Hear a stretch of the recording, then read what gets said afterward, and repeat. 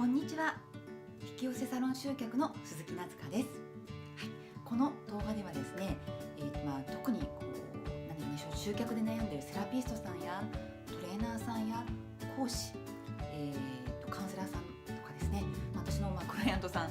大体そういう職業の方ばっかりなんですけども、その方たちの集客にですね、お悩みに答えるようなそんな無料のオンラインセミナーになっておりますので、ぜひ最後までご覧いただきたいなと思います。やっ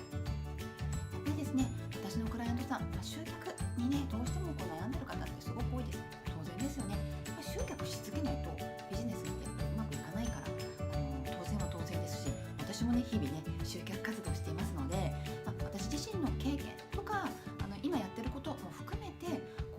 少しでもすぐ実践できる内容でお届けしたいなと思っています。で、私はですね、自分自身もセラピストとしてやってきてですね、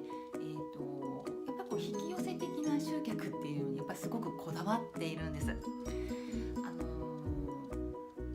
ぱり今の時代ですね、私の考えなんですけども、やっぱり人で選ばれる時代なのかなっていうふうに思っているんですね。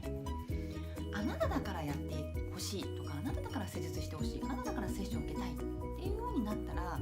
その関係性ってずっと続くと思うんですよね。なのでやっぱりここにもね、ホームページにも書いてあるように、引き寄せとか理想のお客様に囲まれるとか、好きなお客様だけに囲まれるっていうのをすごく、そういったマインドとか考え方をとても大事にしています。なのでそういった考えのもとから集客活動をすると、集客ってね、そんなにストレスがあるものだけにはなっていかないと私自身は思っているので、ぜひね、そういった考え方も習得していただけたらね、すごく嬉しいなと思います。少しでもあなたの集客のね、サポートができたらいいなと思いますので、最後まで聞いていただければすごく嬉しいです。